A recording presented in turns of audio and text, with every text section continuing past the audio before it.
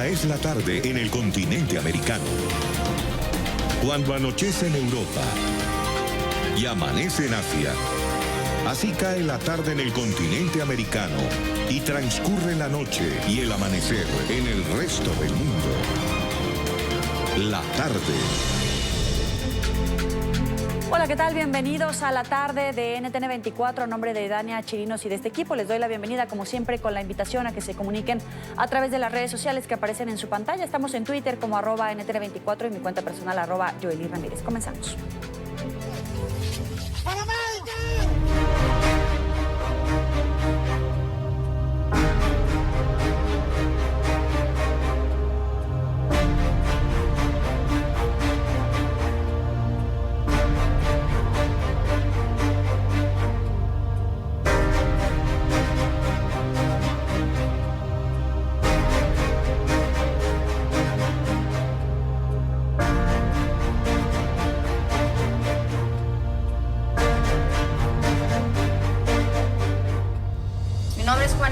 Soy periodista peruana y soy testigo principal, junto a mi compañero Luis García, del arresto ilegal y de la detención y secuestro que cometieron los agentes del SEBIN, del Servicio de Inteligencia de Venezuela, contra Jesús Medina. Nuevo atropello a la prensa por parte del régimen madurista. La Dirección General de Contrainteligencia Militar allanó esta mañana la residencia del periodista estadounidense Cody Whitley, ubicada en Caracas. Después el momento se fue relajando, nos explicaron toda la situación y ahí nos enteramos que nuestro compañero estaba con ellos y que nos pedían ir para unas entrevistas.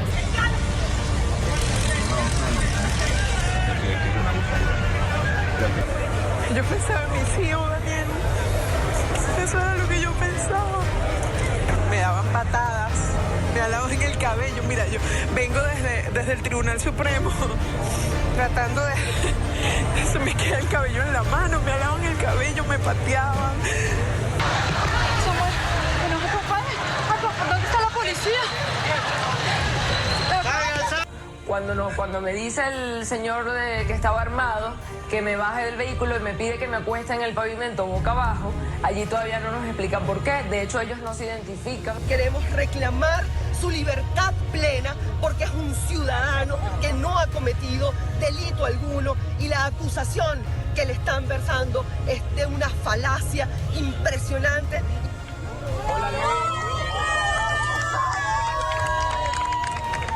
Su ministro Rodríguez nos dijo que esa no es la entrevista que ellos habían autorizado y nos confiscaron las cámaras, nos confiscaron todo el equipo, nos pidieron los celulares y me expulsaron del Palacio de Miraflores.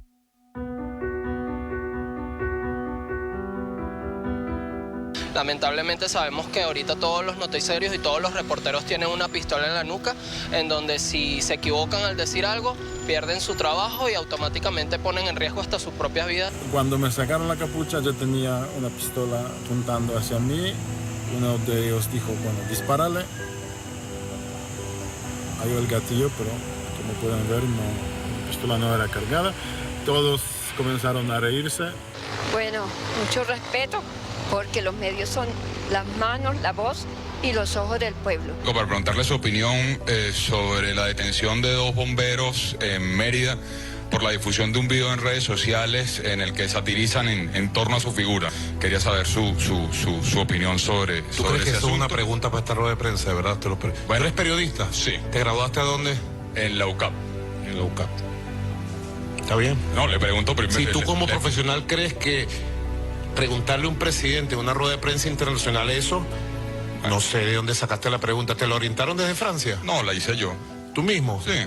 Ah, imagínate tú. Está bien, no te la voy a responder. Muy bien. O sea, gracias por siempre estar ahí arriesgando su vida, porque además que tenga un chaleco que dice prensa, sabemos que las manifestaciones eso no le presta mucha atención.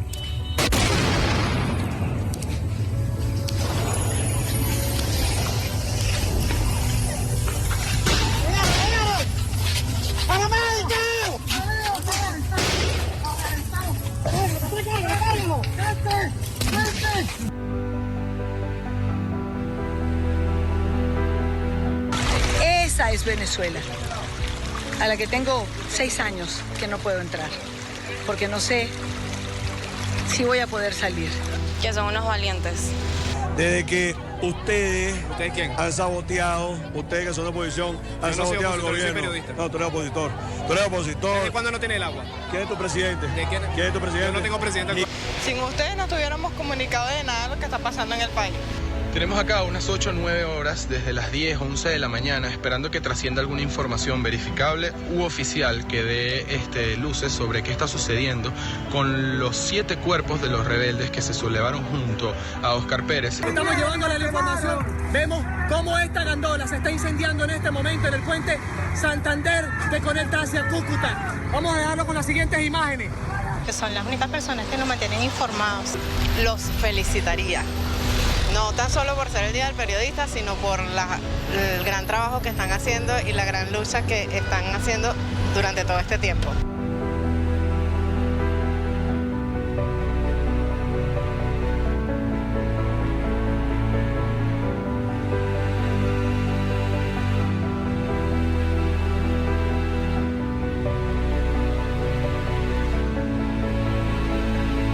Cada 27 de junio se celebra en Venezuela el Día Nacional del Periodista, en homenaje a la salida del primer número del Correo del Orinoco, periódico creado por Simón Bolívar en 1818.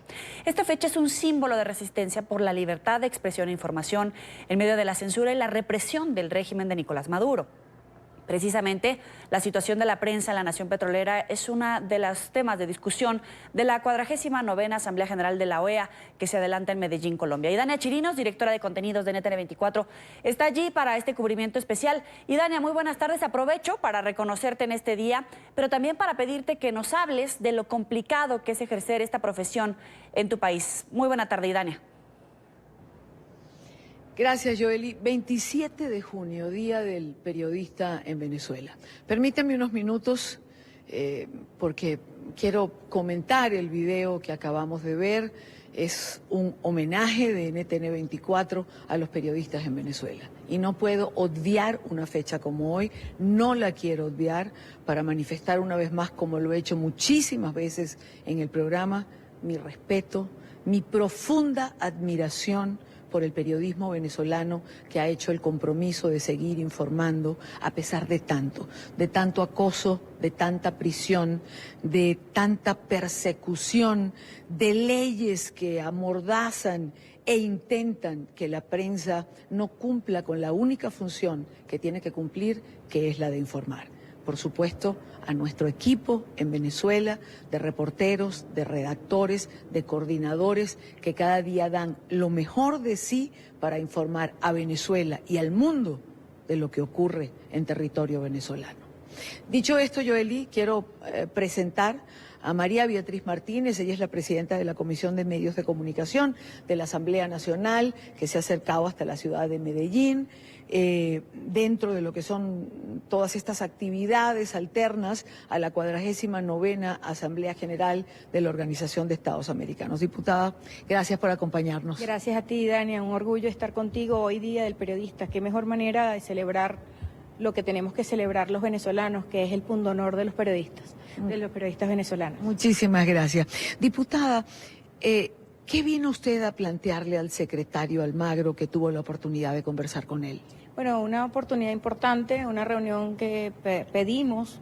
Le solicitamos a la delegación de Venezuela que nos permitiera formar parte o integrarnos para hacer este tipo de reuniones donde nosotros lo que queremos es elevar nuestra voz, llevar a manos de personas importantes que nos puedan ayudar en esta situación tan frágil que está viviendo la libertad de prensa en Venezuela, la persecución que tienen nuestros periodistas, la situación gravísima de lo que es el derecho en general a la comunicación. Nosotros estamos claros y lo hemos venido diciendo, no es nuevo, son 20 años con una política y una estrategia clara enfiladas hacia la hegemonía comunicacional, donde se impide y se pretende silenciar a la ciudadanía.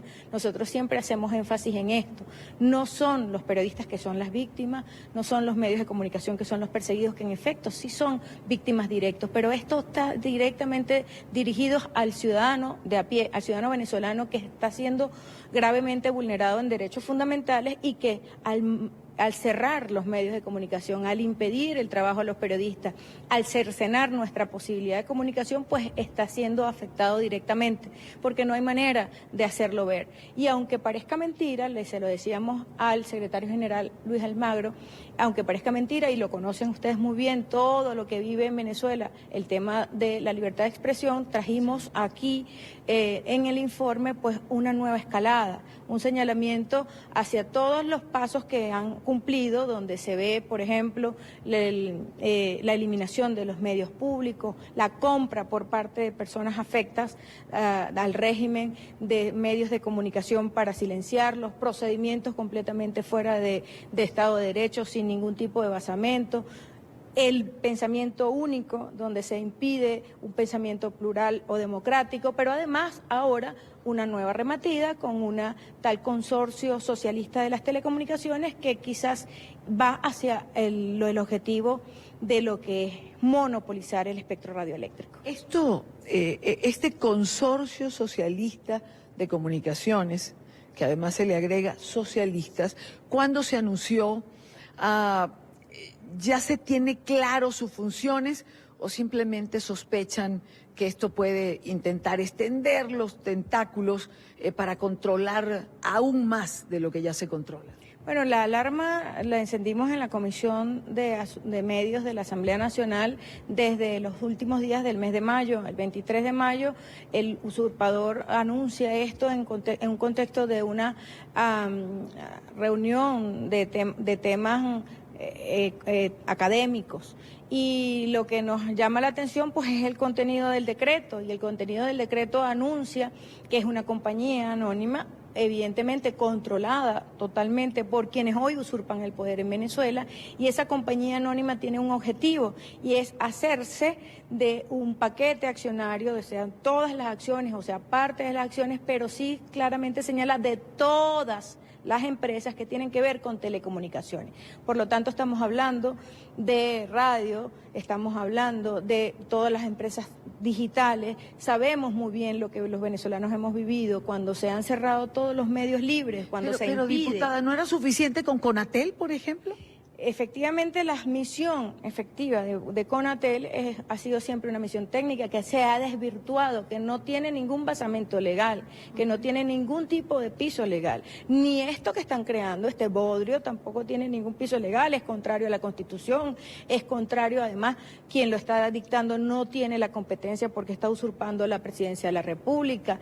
El contenido y hacia dónde se pretende ir no está bien claro en hechos, pero sí nos anticipamos porque conocemos cuál es el talante, cuál ha sido el manejo, y nos llama mucho la atención, y así lo denunciamos en un comunicado de nuestra comisión, que a quien señalan y ponen como presidente o coordinador de este ente es el mismo que está ejerciendo las funciones de director de Conatel, un militar, un coronel que ha sido bajo la égida de su mandato en las mayores persecuciones, los bloqueos terribles que hemos vivido. Y que puede tener idea de cualquier cosa menos de comunicaciones o de periodismo en sí, del ejercicio del periodismo, a eso me refiero. Usted acaba de mencionar algo, los bloqueos. El transcurso de las últimas semanas se han producido bloqueos importantes a medios como El Pitazo, correcto, por ejemplo, o a Runrunes, o a Efecto Cocuyo, plataformas que se han creado para informar a los venezolanos y desde Venezuela. ¿Cómo defenderse de esto? Bueno, nosotros hemos sido enfáticos siempre. Este personaje, ese coronel, recibió, por ejemplo, una sanción política de la Asamblea Nacional cuando comenzaron este tipo de bloqueos y que se empezó a hacer una investigación y él era el responsable. Sigue siendo el responsable, hay mucha opacidad en la información con respecto a esto. Los últimos días, no solamente es con la conectividad con esas plataformas, muy importante que señales, Armando Info, Caraota Digital, La Patilla, Runrunes, sí. Es decir, son todos estos medios alternativos que han sido el reinventarnos en Venezuela para poder comunicarnos, porque tenemos que tener en cuenta, o sea, el tiempo que tiene el presidente Guaidó encargado y desde que asumió la Asamblea Nacional no ha tenido un minuto en la televisión nacional, en la televisión abierta. ¿El objetivo es el blackout completo? Es completo. Incluso vemos, por ejemplo, que esa conectividad, ese blackout, no solamente es hacia un dominio específico, puede ser territorial. Es decir, usted puede estar en un momento determinado en una zona geográfica de Venezuela y esa zona geográfica es impedida de que tenga acceso a Internet. Incluso, una de las cosas que más hemos denunciado es que no solo lo hace CanTV y no solo lo hace la telefonía celular del gobierno, por llamarlo, que es Movilnet, sino que obliga a las empresas telefónicas celulares privadas que efectivamente también impidan el acceso a Internet. Todo esto no tenemos nosotros que callarlo. Todo esto tenemos que nosotros hacerlo conocer. Es importante que nosotros lo hagamos conocer. ¿Qué dijo el secretario Almagro que formó parte de esa conversación? Bueno, una expresión bastante clara fue wow, wow, esto es mucho. Claramente está diseñado para silenciarlo, es muy grave lo que estamos viviendo, cómo los podemos ayudar, qué podemos hacer. Eso es una cosa que nosotros lo recibimos y de verdad con muchísimo, dándoles las gracias, porque en este momento Venezuela lo que necesita es la ayuda y el compromiso de todos. Hemos dicho que no puede mantenerse impávida la comunidad internacional mientras en Venezuela se pretende matar la madre de todos los derechos, que es la libertad de expresión. Gracias, diputada. Gracias, María Beatriz Martínez, presidenta de la Comisión de Medios de la Asamblea Nacional. Gracias por acompañarnos. Yoeli, con eso regreso contigo. Creo que no quería comenzar el programa de hoy de otra forma que no fuera esta, hablando del ejercicio del periodismo en Venezuela, tan complicado en los últimos años, en estos tiempos de dictadura, en estos tiempos de persecución, como decíamos al comienzo. Más adelante volvemos con más información en relación a la Asamblea General de la Organización de Estados Americanos, que hoy ha comenzado con la plenaria en la ciudad de Medellín. Regresamos contigo más adelante para conocer el desarrollo de esta plenaria. Vamos a avanzar, son las 4 de la tarde, 21 minutos en Bogotá, Quito, Lima. Vamos a revisar otros temas que hacen parte de la agenda informativa del día. Es noticia el nuevo escándalo electoral de Evo Morales. El Tribunal Supremo de Bolivia abrió una investigación en contra del presidente por presunto abuso de fondos públicos y por la realización de propaganda fuera de los tiempos de campaña. Según un informe elaborado por diputados opositores, el mandatario habría prometido beneficios a los ciudadanos con el uso de programas sociales si estos votaban por él en un evento realizado fuera del calendario de campañas políticas. Un juez determinará cuántas y cuáles faltas habría cometido Morales y las sanciones que corresponderían en tales casos.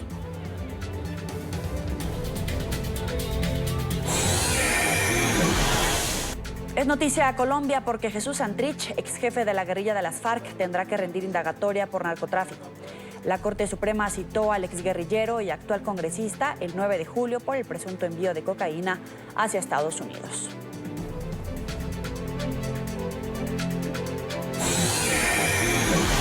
Es noticia el expresidente colombiano Álvaro Uribe, quien participó en el foro de Nueva Economía en Madrid. Desde allí, el exmandatario aseguró que una acción de fuerza por parte de militares venezolanos no sería un golpe de Estado, sino un intento de restaurar la democracia de la mano de Juan Guaidó.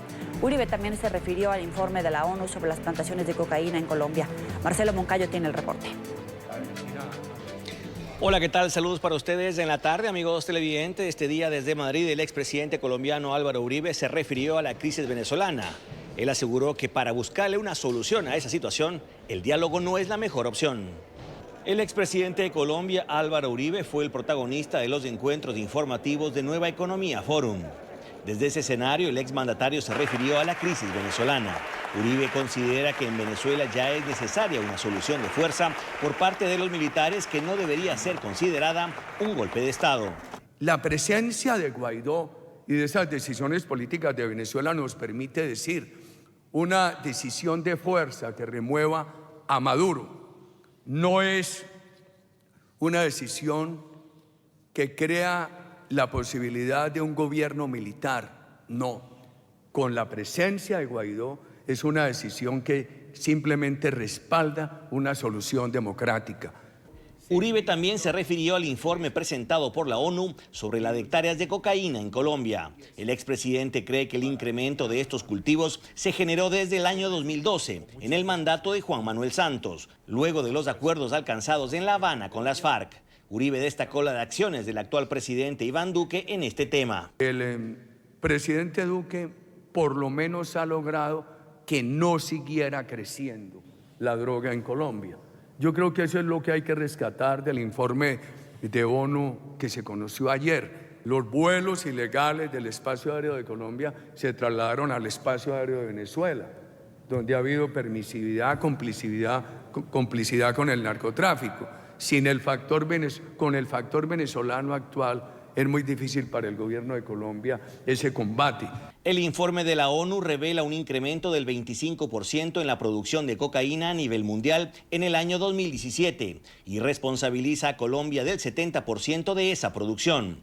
Este mismo documento asegura que en Colombia, en el año 2018, se redujeron los cultivos por primera vez en los últimos 6 años.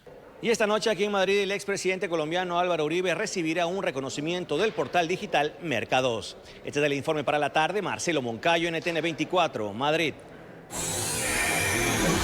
Es noticia México, donde se descarriló un tren en Toluca. Según testigos, una camioneta se atravesó al paso de la máquina y en su intento de frenar, 4 vagones de carga se salieron del riel. Personal de emergencia trabaja en la zona. Hasta el momento no se reportan personas heridas. Y seguimos hablando de México, donde las cifras de feminicidio han alcanzado un récord histórico. Las autoridades indicaron que desde que empezó el año hasta el mes de mayo se reportaron 369 homicidios de mujeres, 30 asesinatos más en comparación con la cifra registrada en el mismo periodo de 2018. Veracruz, Estado de México y Puebla son los estados donde se han cometido más crímenes de este tipo. Activistas, familiares y grupos de derechos humanos exigen justicia para las víctimas. Para tratar este tema nos acompaña Teresa Medina, directora general adjunta de Vinculación Interinstitucional y Territorial. Gracias por estar con nosotros.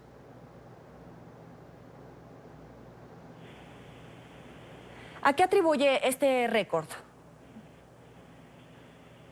Bueno, la situación de la inseguridad pública en México también ha alcanzado cifras récord. Sin embargo, en el tema de la violencia de género tiene mucho que ver la impunidad que genera este tipo de delitos, el colapso en que puede estar el sistema de procuración de justicia y la cultura machista que no ha dejado de existir en este país.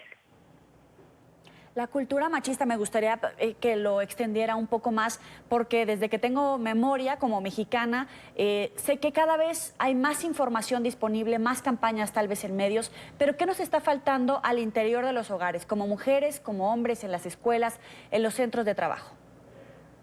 Efectivamente, los gobiernos del Estado mexicano han impulsado muchas campañas en el ámbito de sus responsabilidades de difundir los derechos humanos de las mujeres.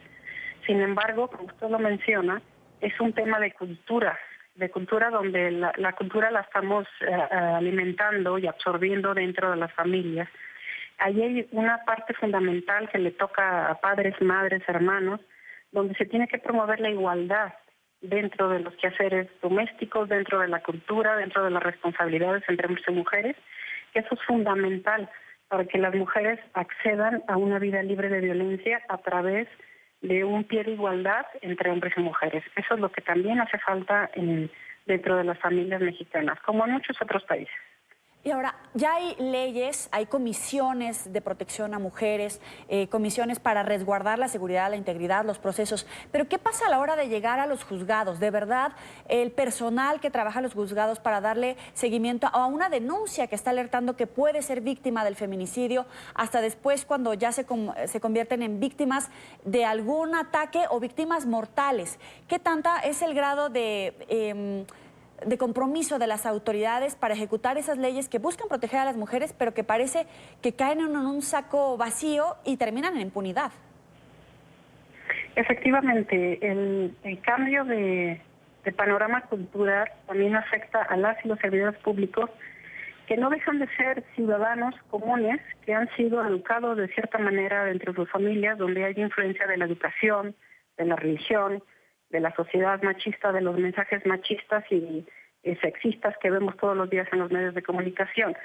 los servidores públicos no dejan de tener esa cultura imbuida en sus actividades, de manera que influye en la atención que le dan a las víctimas de violencia contra las mujeres o violencia de género, en la investigación de delitos.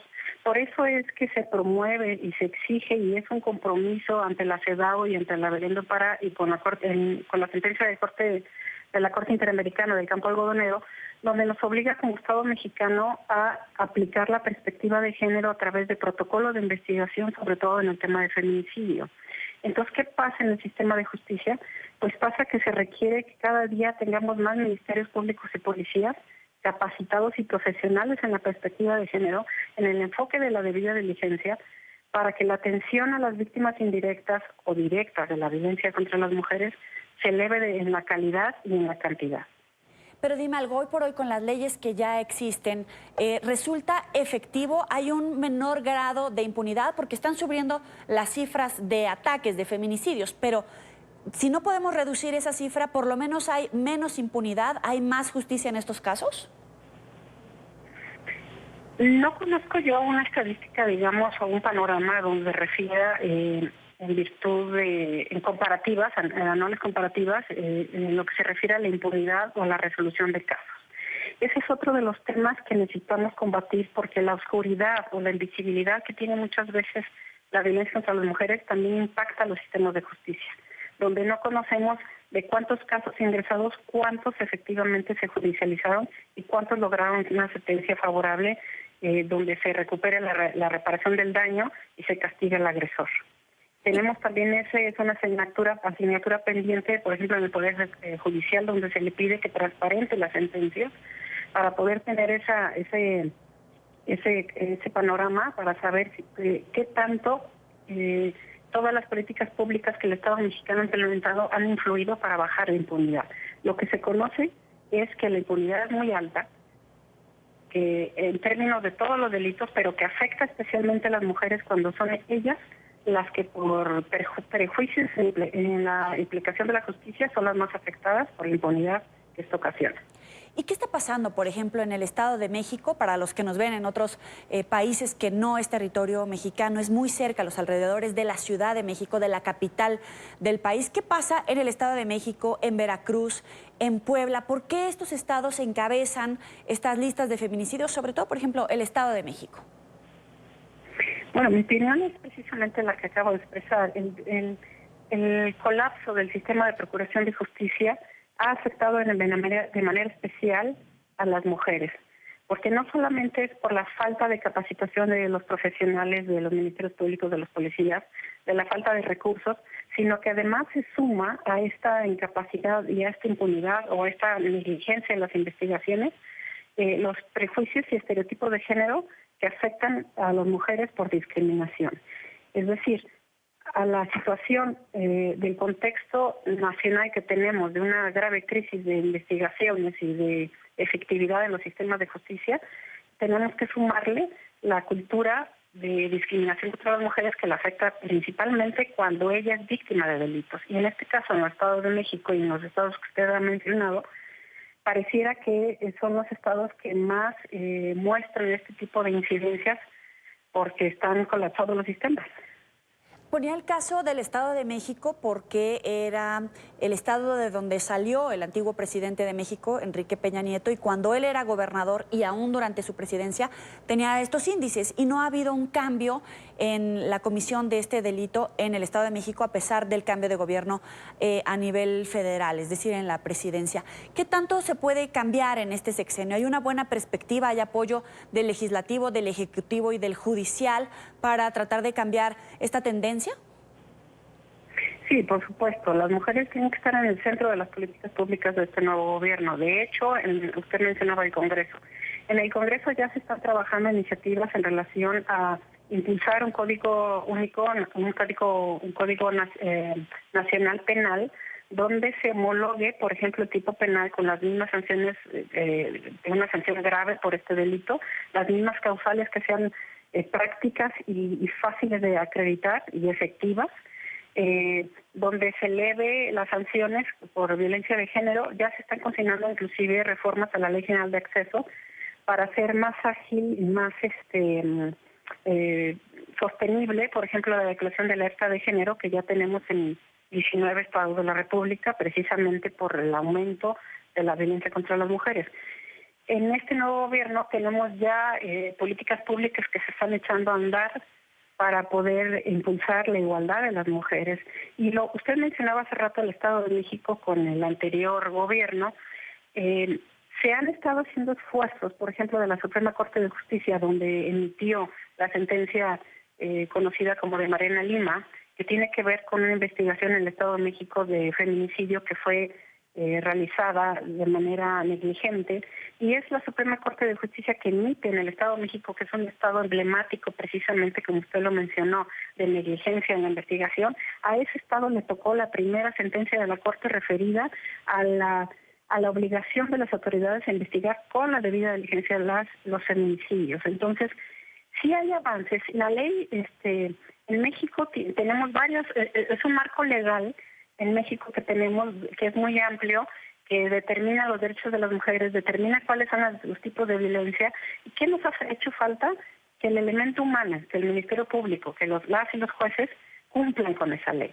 Entonces, en este nuevo gobierno nosotros tenemos ese compromiso de impulsar políticas públicas que puedan incidir precisamente en la procuración de justicia y en el derecho de las mujeres a vivir una vida libre de violencia. Ese es el enfoque que tenemos.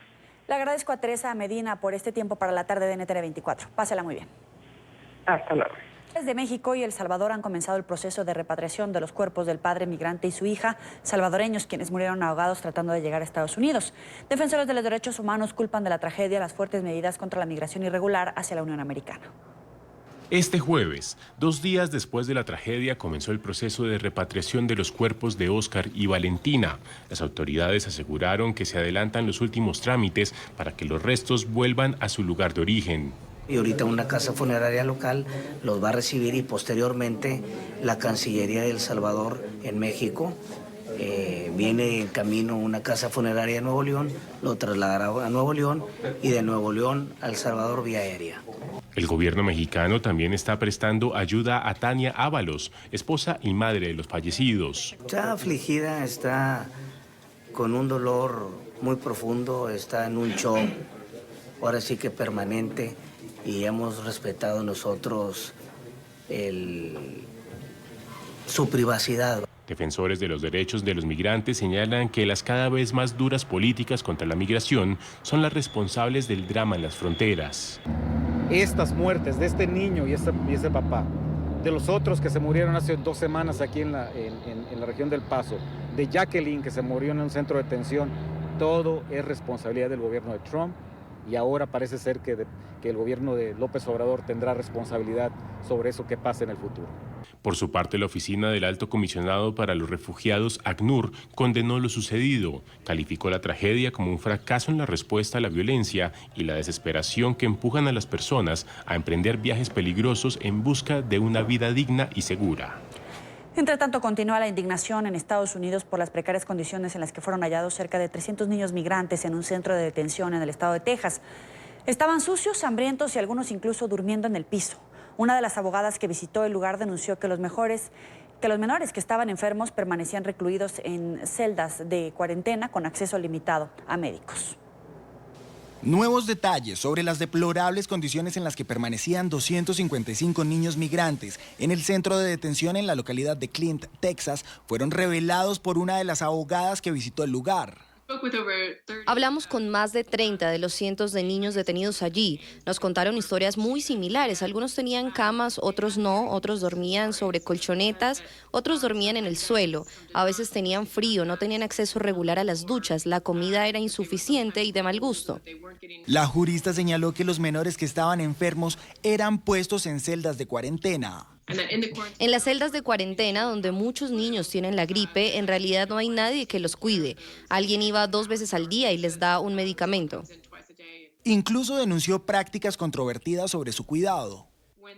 dijeron que tenían un acceso muy poco frecuente a los cepillos de dientes y a la pasta dental. Cada 5 o 6 días se les daban cepillos, según los relatos. Se les obligaba a tirar esos cepillos de dientes antes de que volvieran a las celdas. La abogada también enfatizó en que no es una situación particular del centro de detención en Texas al que tuvo acceso.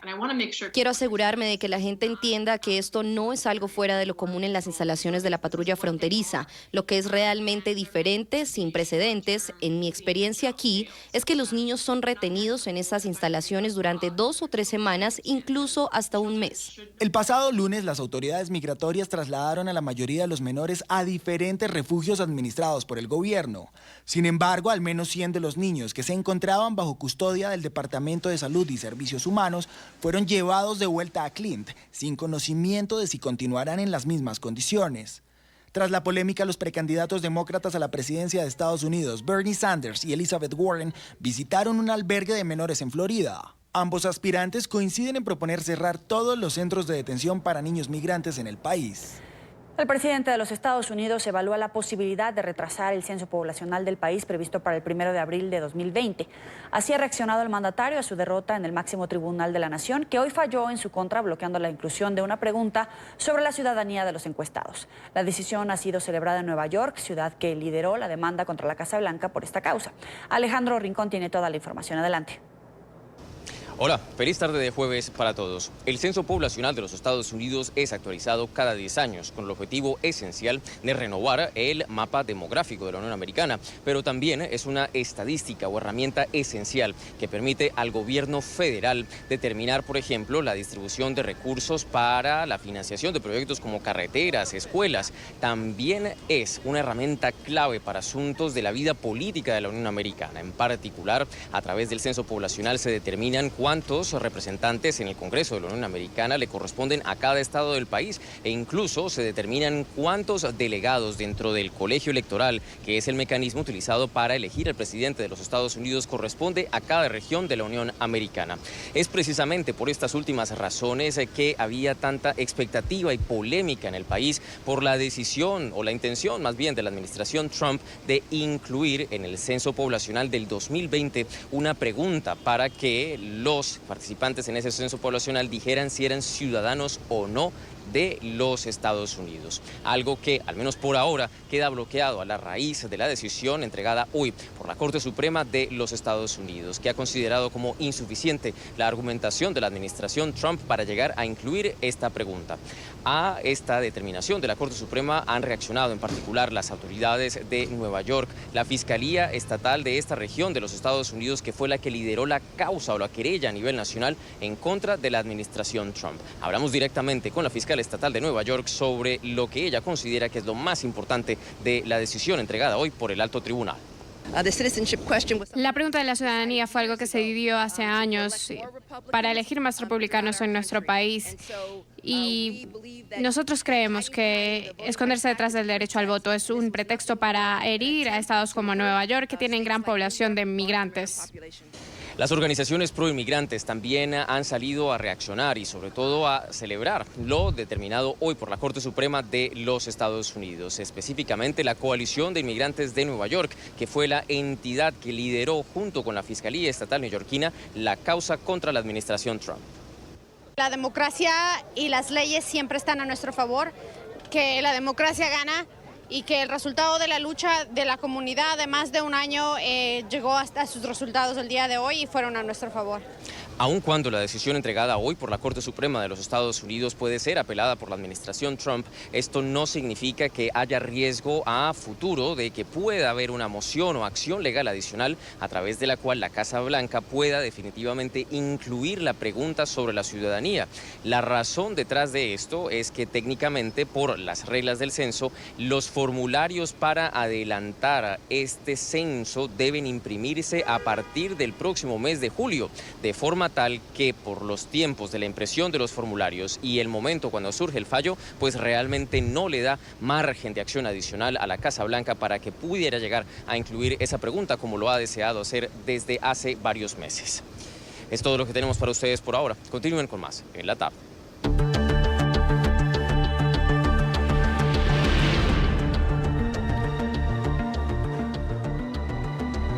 Avanza la Asamblea General de la Organización de Estados Americanos en Medellín, Colombia.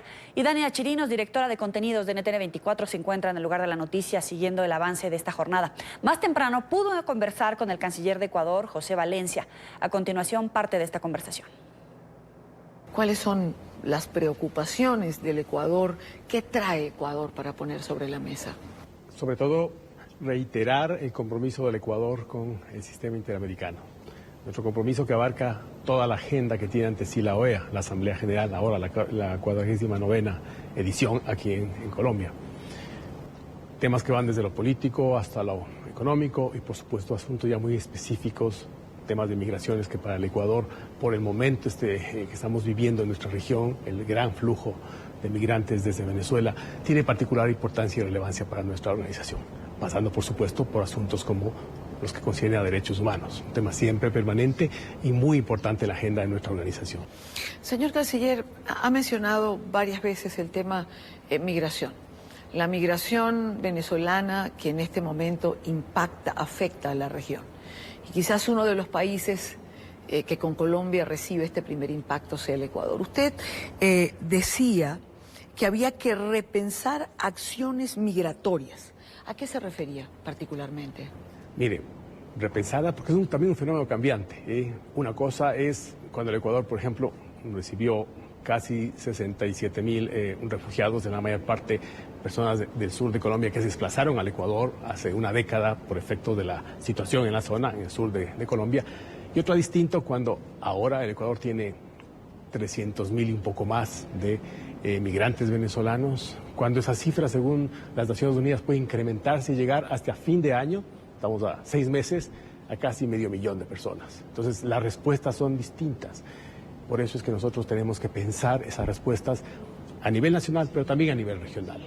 Sobre que hay que adaptar medidas, sí, pues hay que adaptar medidas, por ejemplo, para regularizar a estas personas. De pronto un Estado, el Estado ecuatoriano, y ahora me refiero solo al Ecuador, se ha visto desbordado por un número tan importante de migrantes venezolanos. Tenemos toda la solidaridad con ellos, queremos brindarles en la medida de nuestras posibilidades, el apoyo en términos de servicios públicos, de adaptación al medio, de incorporación al mercado laboral, pero eso requiere grandes esfuerzos y esos esfuerzos solo se logran a través de vías concretas. Por lo pronto el Ecuador mira en este momento las posibilidades que hay hacia adelante para esa migración en el Ecuador, que ya está instalada en el país, buscar que se organice, que sea regularizada en términos de otorgarles papeles, visados, casi un 50% ya han sido regularizados y por supuesto también regular el flujo dentro del país en términos de ordenarlo, dar seguridades al Estado ecuatoriano, dar seguridades a las comunidades de acogida y evitar, por supuesto, que los mismos migrantes se vean sujetos a riesgos en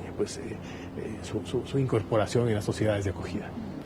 Canciller, más allá del tema de la migración venezolana, quisiera consultar en relación a 2 puntos. El primero de ellos tiene que ver con, para la Organización de Estados Americanos, el próximo año es un año electoral, por decirlo de alguna manera. El secretario Almagro ha manifestado su deseo de optar por la reelección. ¿Ecuador estaría pensando acompañar al secretario Almagro o, por el contrario, estaría pensando, por ejemplo, apoyar la candidatura de María Fernanda Espinosa, a quien el CARICOM o el grupo que concentra los países o las islas del Caribe está viéndola como una alternativa? Bueno, el Ecuador había expresado su apoyo inicial por la candidatura a reelección del secretario general Almagro, es una posición que fue expresada por nuestro presidente. Nosotros creemos que todavía hay un año por delante en todo este proceso que se va a desarrollar y la decisión, por supuesto, va a estar enmarcada en este proceso según se vaya llevando adelante. El país no ha presentado la candidatura de la señora María Fernanda Espinosa, no sabemos cuál va a ser las ideas, los planteamientos de otros grupos de Estado, por lo pronto no podríamos pronunciarnos al respecto. Usted lo ha dicho, queda un largo año por delante. ¿Un año puede cambiar las cosas? No lo sabemos, no me atrevería a hacer un pronóstico, simplemente pues creo que hay que esperar que este año transcurra y que se cumplan los plazos que tiene la propia organización para este tipo de elecciones. Canciller, y por otra parte, ¿no se ha adoptado la decisión en Colombia de la aspersión con glifosato, pero pareciera ser lo más factible en los próximos días. Ecuador logró una franja importante en la zona fronteriza, en el gobierno del presidente Correa, una zona de protección. ¿Cuál es la posición o sería la posición de Ecuador en este momento, dado que en la zona fronteriza se concentran quizás los mayores cultivos en el lado colombiano? Bueno, usted lo ha mencionado, hay efectivamente este acuerdo bilateral, un acuerdo formal suscrito entre los dos países, entre Colombia y el Ecuador. Nosotros regiremos la relación y lo que se produzca de esta eventual reanudación de las aspersiones con glifosato sobre la base de ese acuerdo en lo que concierne al Ecuador. Una vez más, nosotros respetamos las decisiones de otros estados, en este caso de Colombia. Estaremos dando un seguimiento a qué ocurre. Obviamente, sí nos preocupa que por cualquier eventualidad pueda haber una afectación al territorio ecuatoriano de esas aspersiones. Ha sido una preocupación permanente en nuestro país, lo conoce Colombia. Confiamos en que, evidentemente, el magnífico estado de nuestras relaciones, de la magnífica comunicación que existe entre los dos gobiernos, simplemente la aplicación de ese acuerdo va a ser el eje de cualquier operación que se pueda conducir en una zona cercana a la frontera binacional. Señor Canciller Valencia, muchísimas gracias por estar con nosotros el día de hoy. Gracias por su tiempo. Un gusto también. Gracias por la invitación.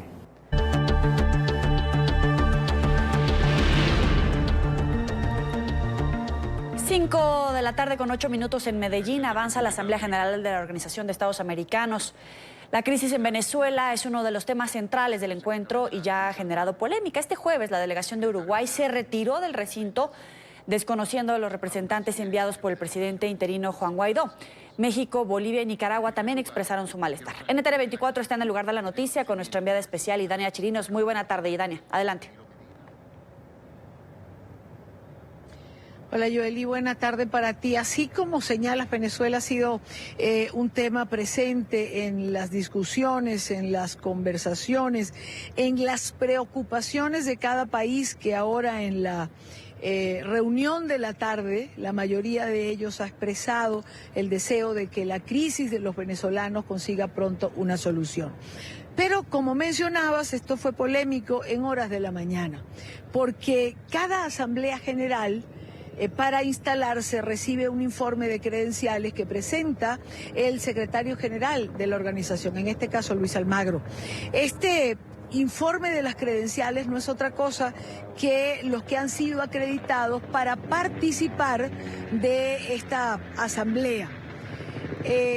Se aprobó la comisión que envió el presidente interino de Venezuela, Juan Guaidó, encabezada por Julio Borges. Esto trajo como consecuencia que los países que mencionaste, México, Bolivia, Nicaragua, hicieran alguna salvedad, y Uruguay, hicieran alguna salvedad en relación a esto. Por ejemplo, México, Nicaragua, Bolivia querían que pusiesen a pie de página del documento final que ellos se reservan además el derecho de aprobar o no alguna resolución en la cual ahora el voto de Venezuela cuente. También lo hizo Uruguay. Este y Bolivia se retiraron de la asamblea en horas de la mañana, aunque Bolivia volvió en horas de la tarde.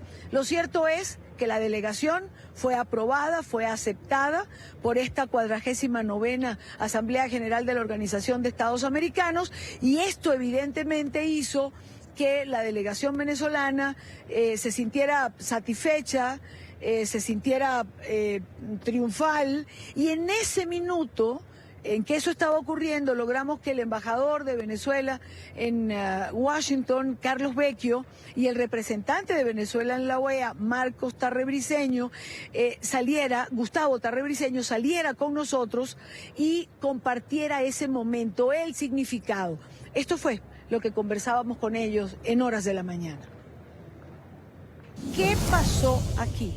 Bueno, creo que lo más importante, Idania, en este momento es que el órgano más importante de la OEA, su Asamblea General, aprobó y ratificó reconocer los representantes legítimos de Venezuela, encabezado por esta delegación.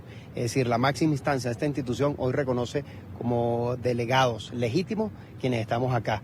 Y a partir de ahora vamos a tener voz y voto en todas las resoluciones, en todas las discusiones. Este es un paso gigantesco porque se impone la democracia frente a la dictadura. Y parte de ese esfuerzo, lo que se logró hoy, ha sido gracias a nuestro embajador Gustavo Tarre Briceño, quien tuvo una actuación muy importante, que no es de hoy, esto viene de años. Incluso desde que yo llegué aquí en el 2014 como exiliado, pero por supuesto con la incorporación activa ahora de nuestro embajador, quien tuvo un rol, digamos, protagónico en lograr esto que se logró el día de hoy. Sin embargo, embajador Tarre, hay países que presentaron reserva, algunos del Caribe, México, Bolivia, Uruguay, Nicaragua, que se reservan, pidieron a pie de página el desconocer resoluciones que sean aprobadas. Ellos alegan que Venezuela, que presentó su retiro en el 2017, habría cumplido ya 2 años después, digamos, la legalidad del paso para retirarse. En mayo del 2018 hubo una elección en Venezuela que no fue reconocida por ninguna democracia del mundo y por muy pocos países del mundo. En ese momento Nicolás Maduro dejó de representar al Estado venezolano. Y Juan Guaidó, quien asumió la presidencia por mandato de la Constitución venezolana, retiró esa renuncia. Es decir, hay un principio en derecho que es la continuidad del Estado. Ese principio fue asumido por Juan Guaidó y Juan Guaidó retiró la denuncia, que era un hecho vergonzoso. Venezuela es fundador de la OEA. Entonces, retirarse de la OEA indica la vergüenza que le daba a Maduro estar confrontado todos los días con el reclamo de los demócratas del continente. Y por eso, desde el punto de vista jurídico, el planteamiento que se ha hecho en contra de nosotros no tiene ninguna base. Pero lo más importante, como decía el embajador Vecchio, de quien agradezco además sus elogios muy merecidos, es que nosotros tenemos el apoyo de la inmensa mayoría de las democracias. Yo le digo el apoyo de Nicaragua, el apoyo de Bolivia, me importa muy poco, bueno, nos interesa el apoyo de Rusia, el apoyo de Turquía, esos no son los apoyos que buscamos. Tenemos la inmensa mayoría de las democracias del mundo y nos causa mucha extrañeza que un gobernante como el presidente López Obrador de México, que llegó al poder con la bandera de la lucha contra la corrupción, en la práctica se convierta en una muletilla del ladrón más grande que existe en el continente americano, que es Nicolás Maduro. Pero Uruguay, ¿por qué Uruguay asume ese paso el día de hoy? Creo que sería bueno preguntárselo a ellos. Yo no quiero recoger los rumores que andan por ahí, pero a lo mejor es bueno que se los pregunten. Pero hombre, embajador, ¿cómo de qué rumores estamos hablando? Corrupción tremenda que hubo en Uruguay en relación a las inversiones que hizo Venezuela allá, el gobierno de Chávez y el gobierno de Maduro. Y no quiero ser demasiado mal pensado, pero las denuncias no formuladas por la oposición venezolana, sino por el pueblo uruguayo y la prensa uruguaya, son muy elocuentes. Muy breve, embajador Vecchio, ¿es un triunfo el de hoy? Totalmente, yo creo que este es uno de los pasos más importantes que hemos hecho en la lucha internacional. Este es el espacio o la organización por excelencia de este continente para defender la democracia y los derechos humanos. Y hoy se impone la voz de la democracia frente a la dictadura. Aquí siempre estuvo la voz de la dictadura. Y eso lo hemos logrado gracias al esfuerzo de millones de venezolanos, no solo de nosotros, de millones de venezolanos que están defendiendo allá en las calles nuestra democracia. Y ese éxito se traduce en estos espacios internacionales. Así que es un paso firme para que nosotros logremos el cese de la usurpación. Esta era nuestra conversación con los representantes de la delegación de Venezuela en el momento en que ocurría toda esta polémica en horas de la mañana, cerca del mediodía.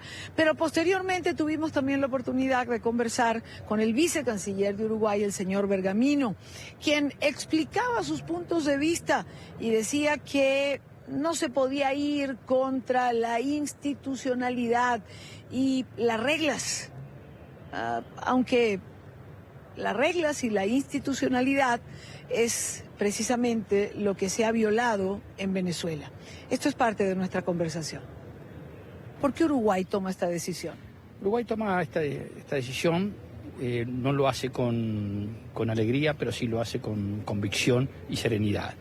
Desde hace ya un buen tiempo venimos señalando en el seno de la OEA, por los canales y en las instancias correspondientes, nuestra preocupación ante un proceso de progresivo y persistente deterioro de la institucionalidad y normativa de la organización.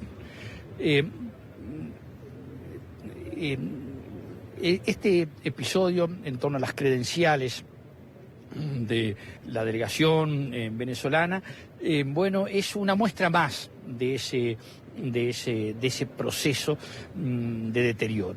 Y bueno, nosotros consideramos que de alguna forma hay que manifestar, bueno, nuestro desacuerdo con ese proceso, nuestra preocupación y nuestro apego a la institucionalidad de la OEA. Y bueno, no encontramos otra forma, creemos modestamente que no hay otra, más que retirarnos de una asamblea que ya en su fase preparatoria y en lo poco que transcurrió hasta nuestro anuncio, demostró estar desnaturalizada en lo que tiene que ver en su institucionalidad y en su normativa. Acá se invocan sí muchas normas, resoluciones y demás, pero ustedes saben que en materia legal, yo no soy abogado, pero en materia legal hay una sola biblioteca, los demás son estanterías. Ahora, que pueden ser más o menos buenos. Y creo que acá para convalidar una política de hecho consumado no se están utilizando bibliotecas jurídicas, se están utilizando malas estanterías. Pero señor Bergamino, si para ustedes en Uruguay es tan importante la institucionalidad y la normativa, ¿no se ha violado la institucionalidad en Venezuela? Ese es otro tema, ese es otro asunto. Naturalmente que nosotros estamos preocupados, ¿no? Es decir, por lo que está pasando en Venezuela. Naturalmente que no nos gusta lo que está pasando en Venezuela. Por cierto que estamos en la medida de nuestras posibilidades y por los canales correspondientes tratando de coayudar a crear un clima favorable, ¿no? A crear la confianza indispensable entre los venezolanos para que ellos resuelvan soberanamente, sin violencia y democráticamente la aguda crisis que tiene y que ustedes como país vecino y hermano de Venezuela, naturalmente sienten en primerísimo lugar. Entonces, ahora, los temas no se resuelven a los empujones, a los gritos, a los hechos consumados, ¿no? Es decir, los problemas de la democracia o de la institucionalidad se resuelven por los canales institucionales y democráticamente. Ahora, a los gritos y a los empujones y a los hechos consumados, así no se resuelve nada. Pero estos foros no son precisamente para asumir posiciones contundentes. Tendrían que serlo. Frente a quienes violan la democracia. Tendrían que serlo. Por cierto que estos foros tendrían que ser ámbitos, bueno, de encuentro y de diálogo y de resolución en temas importantes y de resoluciones. ¿Y la democracia no es un tema importante, señor Bergamino? Es clave. La democracia es como el aire que respiramos. Claro, pero ¿y la Carta Democrática que se ha discutido o no? Nosotros creemos modestamente ser fieles a la Carta Democrática y leales, fieles y leales, ¿no? La Carta Democrática no es un paño de lavar platos que se estruja para un lado o para otro. Es decir, hay que ser los principios, hay que ser leales a los mismos y hay que practicarlos, no invocarlos.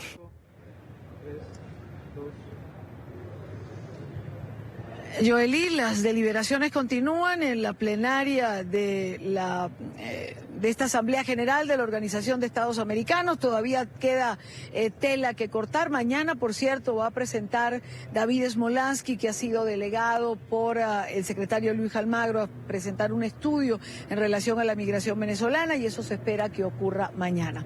Por ahora, regreso contigo a nuestro Centro Internacional de Noticias. Más adelante tenemos más información desde aquí.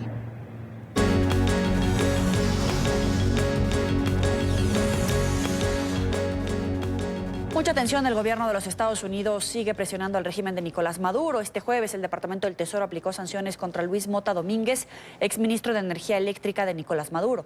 La decisión se tomó luego de que la Corte Federal del Distrito Sur de Florida presentara cargos en su contra por lavado de dinero y conspiración de lavado. La medida también incluye al ex viceministro de Finanzas e Inversiones en ese ministerio, Eustiquio José Lugo Gómez. El gobierno estadounidense considera a estos dos exfuncionarios como responsables de los apagones persistentes en todo el país por corrupción masiva, negligencia y mala gestión de la infraestructura eléctrica de Venezuela.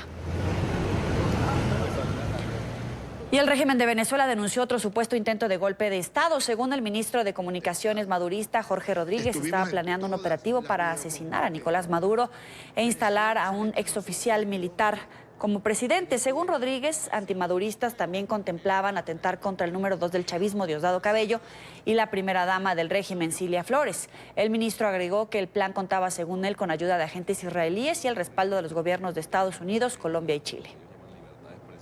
¿Hasta cuándo Iván Duque Venezuela no se mete en los asuntos de Colombia. Venezuela respeta y ama al pueblo colombiano. Basta ya de planear golpes militares, asesinatos del presidente. Y como lo reportábamos al inicio del programa, hoy se celebra el Día del Periodista en Venezuela, una de las profesiones más agredidas por la revolución bolivariana. Sin embargo, los comunicadores venezolanos han resistido, han vivido el cierre de medios, persecución y agresiones físicas. Solo en lo que va del año se han registrado 64 detenciones y desde que el chavismo tomó el poder, al menos 300 medios de comunicación han sido cerrados. Oliver Fernández tiene toda la información desde Caracas.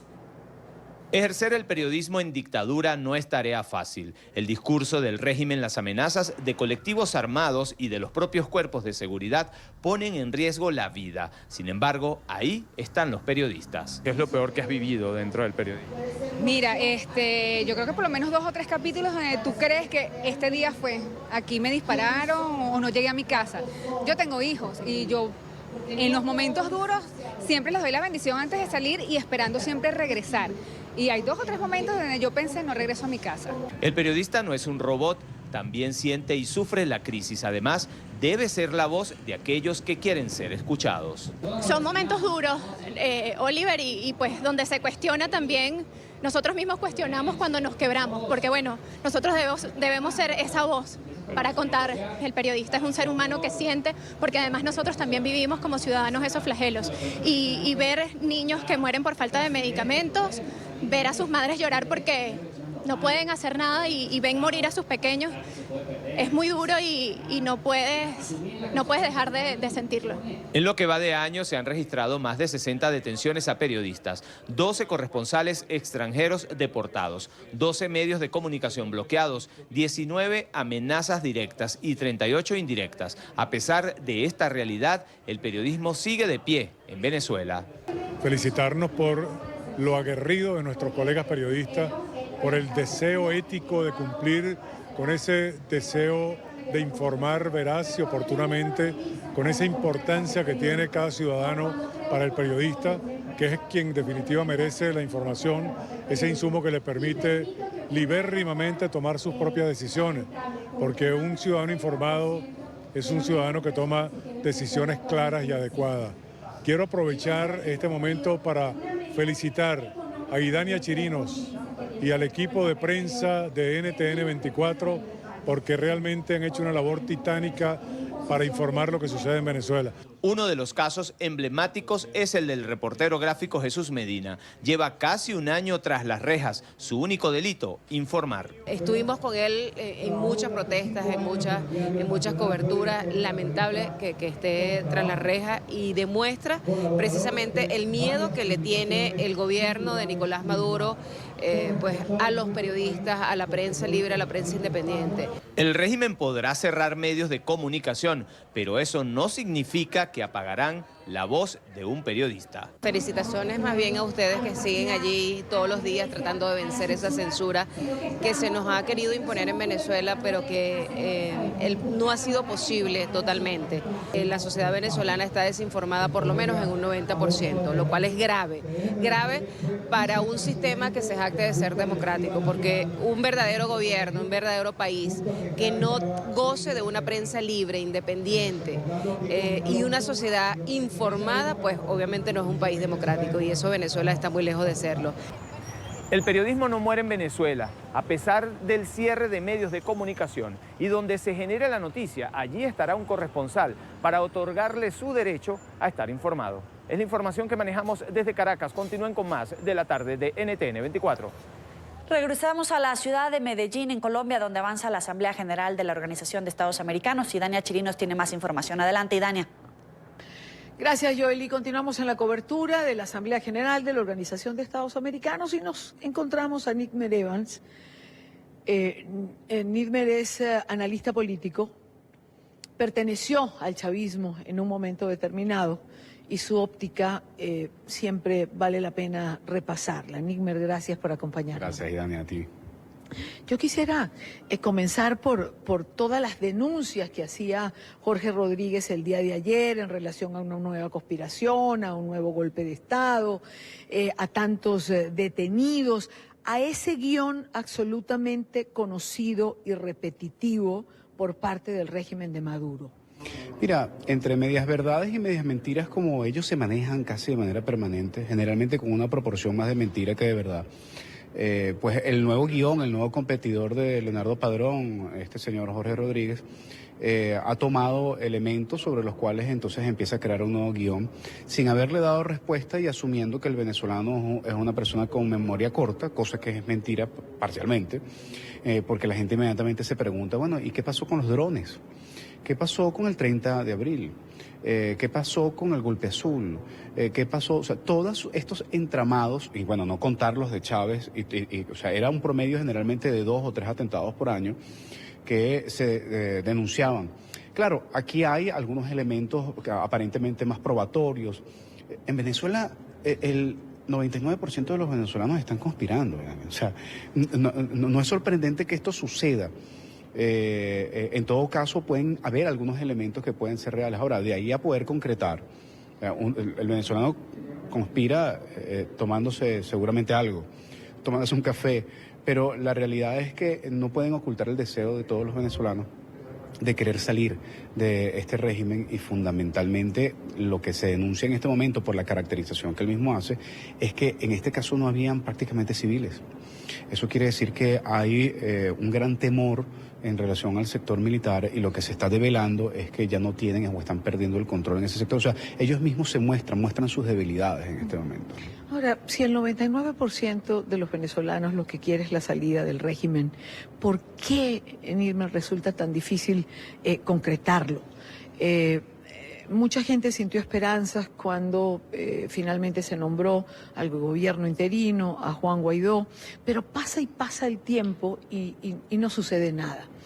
Y yo siento que en Venezuela se asienta una gran desesperanza, que no es la misma, por cierto, de la mayor parte de los cancilleres que forman parte de la OEA, porque con varios he tenido la oportunidad de conversar y al contrario, lo que hacen es resaltar lo que se ha logrado en estos meses de interinidad.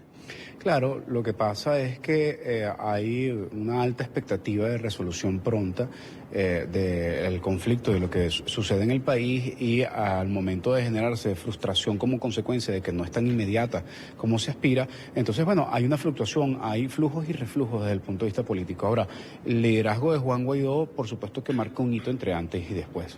No es lo mismo comparar la situación del 2018 con la del 2019, y en especial la posibilidad de tener un referente el cual orienta, aún a pesar de que ya después de haber terminado la luna de miel de los 100 días, hay algunos factores de la oposición que están tratando no de jugar muy transparentemente en relación con el reconocimiento del liderazgo de Juan. Sin embargo, la opinión pública sigue favorable al reconocimiento del único liderazgo en este momento de la oposición, que es Juan Guaidó como presidente de la Asamblea Nacional y como presidente encargado.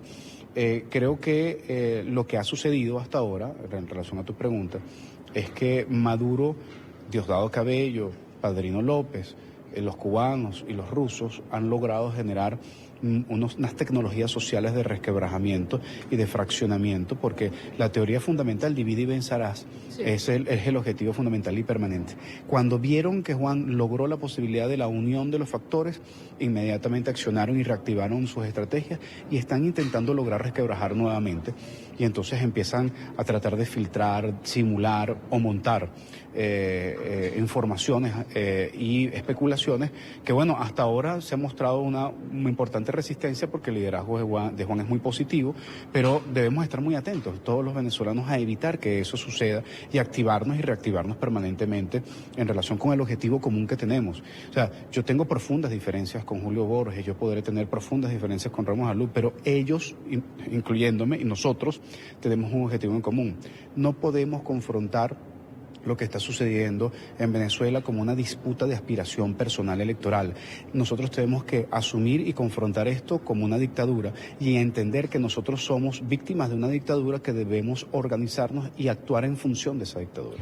Nidmer, dentro de la Asamblea General Venezuela es un tema primordial y es un tema digamos, estructural para buena parte de los países que conforman la Organización de Estados Americanos, el éxodo venezolano. Que vi en uno de tus tweets que usaste una palabra que también yo usé hace unos días, que el éxodo venezolano es una estampida. Es más, yo decía que si Venezuela fuese un cuerpo, se habría desangrado. ¿Cómo ha sido ese approach tuyo? Estás en Colombia y encontrarte de frente con esa realidad. Sí, bueno, además de tener la oportunidad de estar también en Bogotá, acá en Medellín entiendo que hay aproximadamente unos 66.000 venezolanos ya y basta con salir a la calle. En el caso de Medellín, bueno, en verdad que el ciudadano de Medellín es verdaderamente respetuoso, tolerante y muy comprensivo en relación a la situación de los venezolanos, pero la pobreza que se ve en las calles es dramática. El éxodo, la diáspora, la fuga de los venezolanos hoy ya no es de una clase media bien formada que percibió la crisis en un principio y empezó a retirarse poco a poco. Hoy no es un goteo, hoy es un chorro abierto, es una cascada. Y por supuesto que ahora afecta a las clases más desfavorecidas que vienen con profundas debilidades, o sea, arrastran las debilidades de su origen. La ola del desespero. Y el desespero te lleva a tener que tratar de sobrevivir como sea, y es dramático porque además tú conversas con algunos de ellos y prefieren recoger dinero en la calle porque con eso le dan alimentos a sus hijos y pueden tener un techo transitorio, mientras que en Venezuela tú haces eso y ni siquiera hay efectivo para poder recibir dinero en la calle, o sea, es una realidad concreta. Es mejor ser indigente en Colombia que en Venezuela. Entonces, es lamentable, ¿no? Nosotros tenemos que plantearnos seriamente como venezolanos ofrecer la posibilidad de que la reincorporación de estos venezolanos sea precisamente en el favor de la lucha de la reconquista de la democracia, porque esta gente se va pensando que ya no hay solución en el país. Y tratar de generar una vuelta de toda esta gente implica la posibilidad de recobrar la esperanza en Venezuela. ¿Hay solución en Venezuela? Y lo digo porque referiste que el éxodo se va porque cree que no hay solución. ¿Hay solución? ¿Hay que mantener la esperanza? ¿Hay una salida en alguna parte? Yo estoy convencido de que sí. Por eso sigo en Venezuela. Habiendo sido chavista, quizás mi compromiso es aún mayor, porque habiendo tenido algún grado de corresponsabilidad en relación al hecho de que este gobierno esté hoy ahí, pues me hace aún más comprometido con la necesidad de ser uno de los protagonistas para salir de este dictador. Ahora bien, sí hay salidas. Yo le recomendaría, en todo caso, al presidente encargado en este momento que se desprenda de línea partidista, Idania, que no vea los árboles, sino que se eleve a una posición de estadista y vea el bosque. Creo que si asume una nueva postura en relación con eso, si nombra un gabinete de sombra, que actúe de manera eficiente por áreas temáticas y que además ese gabinete tenga la variedad suficiente, la pluralidad suficiente para que cada sector se vea reflejado en cada uno de los actores que comprende este gabinete, creo que entraremos en una nueva etapa no de reflujo, sino de flujo permanente en función de la fuerza y la esperanza que requiere el país, recobrar que él lo simboliza y que lo puede retomar de manera inmediata. Bien, gracias por estar con nosotros. Gracias. Yoelis, regreso contigo a nuestro Centro Internacional de Noticias. Gracias, Idania. Más adelante volvemos contigo. Vamos a una pausa. Por ahora los invito a que se suscriban a nuestro canal de YouTube NTN24. Van a poder encontrar todo el contenido multimedia, nuestras entrevistas, reportajes y la señal en vivo. Recuerden conectarse a www.youtube.com/NTN24.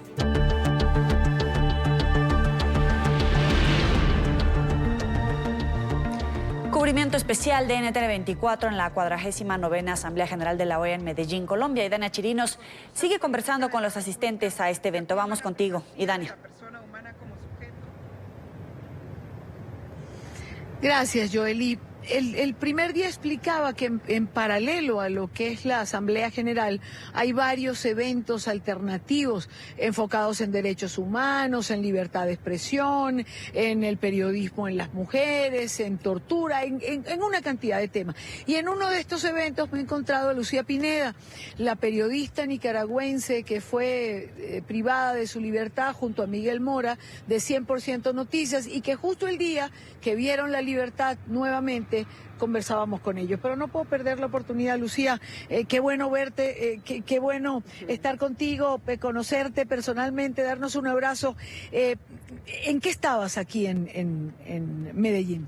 Bueno, fui invitada a un foro denominado Hacia dónde va Nicaragua, los retos, los desafíos, y donde planteábamos pues el tema de toda la persecución que había sido víctima 100% Noticias, que terminó con esta encarcelamiento que nos hicieron desde el 21 de diciembre y que ya gracias a Dios nos excarcelaron el pasado 11 de junio. Estamos pues gozando de esta libertad, aunque todavía el juicio sigue vivo allá en Nicaragua. Todavía no nos han devuelto las instalaciones del canal, donde suponemos que todavía están allá adentro todos nuestros instrumentos de trabajo, y también pues informando sobre la situación actual, pidiéndole a las diferentes organizaciones que también eleven su voz para que nos regresen, nos devuelvan el canal 100% Noticias, así como las instalaciones de Confidencial de Carlos Fernando Chamorro, que también está tomada aún por la Policía Nacional.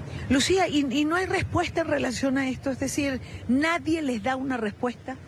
Nadie da respuesta. Entiendo yo, ¿verdad?, que si ellos nos amnistiaron, que nosotros somos inocentes, tenían un juez basado en eso, haber ordenado a la policía que desocupara esas instalaciones y nos regresara esos bienes, pero eso no ha ocurrido. El juicio, como te digo, sigue vivo. Entonces, en cualquier momento, incluso a nosotros hasta nos pueden volver a meter presos, porque en esa ley de amnistía o autoamnistía, como se le ha denominado allá en Nicaragua, hay una advertencia que si repetimos supuestamente los crímenes, que según Daniel Ortega... Es decir, los crímenes si repiten el crimen de informar... Si repetimos el crimen de informar con la verdad de los hechos que ocurren en Nicaragua, pues entonces nos van a volver a meter a la cárcel. Justo en este momento, cuando son casi las 5:50, la plenaria está discutiendo el informe de Nicaragua. ¿Sabes algo de este informe? ¿De qué va? ¿De qué se trata? Bueno, tenemos entendido que había pues un proyecto de resolución, ¿verdad? Eso estaba en discusión, iban a ver si se podía modificar o no, porque había un poco de inconformidad de parte de la Alianza Cívica y la Unidad Azul y Blanco con respecto a un plazo que se le da de 90 días a una comisión que iba a conformar la OEA para presentar un informe. Entonces, ¿no hay suficientes informes ya? O sea, sí, es reducir ese plazo, es demasiados días, o sea, un día más que se le dé al régimen de Daniel Ortega es como un día más pues de represión, de persecución, y entonces se pretende, o lo que han hecho los planteamientos es que sea con más celeridad, porque ya el mundo sabe lo que ocurre pues en Nicaragua, es simplemente incluso pues que ya se aplica hasta la Carta Democrática, ¿verdad? Que es lo que estaban demandando pues los grupos de oposición allá en Nicaragua. Y también se plantea el que reingrese nuevamente la CIDH, la Comisión Interamericana de Derechos Humanos, que se reinstale el diálogo también nacional pues con la oposición. Lucía, una última pregunta. Ya que participabas en un foro el tema era ¿hacia dónde va Nicaragua? Te pregunto, ¿hacia dónde va Nicaragua? Pues yo veo esto en positivo. Nicaragua va hacia un proceso de refundación del Estado, hacia una democracia, hacia el respeto de esas libertades, hacia la salida de este régimen que es opresor. Nicaragua va hacia la ruta donde se respeten siempre los derechos humanos.